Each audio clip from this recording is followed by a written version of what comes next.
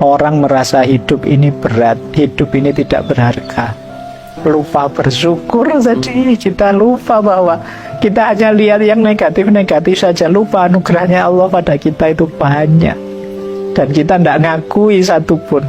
Kalau kita bersyukur akan ditambah. Sebenarnya logikanya sederhana. Kalau kita tidak bersyukur kan berarti tidak menerima. Kalau tidak menerima ya tidak mungkin tambah, berarti kita tidak mau pemberiannya. Ya tidak ditambah lagi. Seperti kita kalau ngasih orang, orangnya tidak terima kasih juga tidak senang dengan pemberian kita, ya kita tidak ngasih lagi sudah. Benar. Jadi Allah juga begitu. Kalau kita tidak bersyukur, tidak menampakkan betapa anugerah nikmatnya banyak, ya mungkin Allah ini mau saya kasih lagi enggak, wong sekarang saja tidak happy dengan pemberian anugerah saya. Jadi itu mentalitas orang-orang hari ini. Banyak yang self-hate, membenci dirinya. Padahal harusnya ya kita cintai diri kita. Amanat pertama yang diberikan Allah pada kita untuk kita urusi itu sebelum yang di luar diri, tentu saja diri kita sendiri. Bahkan baru keluarga. Jadi kalau ada orang, biarlah saya hancur, yang penting keluarga aman, itu balik.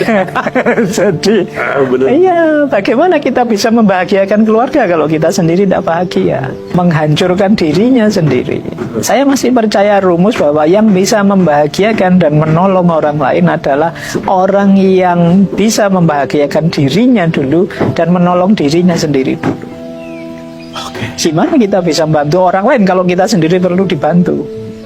Gimana kita bisa membahagiakan yang lain kalau kita sendiri perlu bahagia? Contohnya begini, misalnya ada orang tua yang punya prinsip, saya tidak bahagia, tidak apa-apa, yang penting anak saya bahagia.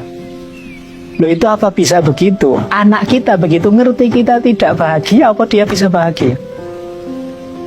Sebaliknya juga begitu. Misalnya anak-anak saya, kok cita-cita saya hanya satu, membahagiakan orang tua, saya tidak bahagia, tidak apa-apa. Loh, apa orang tua bisa bahagia kalau ngerti kita tidak bahagia? Ini yang jarang kita pikirkan, seolah-olah dengan kita mengorbankan diri untuk yang lain itu sudah puncaknya kebaikan, padahal ada yang kita lewati, yaitu kebaikan, kebahagiaan diri kita sendiri dulu. Justru dengan kita terjaga, dengan kita bahagia, kita bisa lebih maksimal membahagiakan orang lain dibandingkan dengan kondisi kita yang compang-camping kacau. Itu paling mungkin berapa yang bisa kita berikan untuk orang lain. Tapi kalau kita terjamin, terjaga, kita bahagia luar biasa, itu kita membantu orang lain lebih mantap.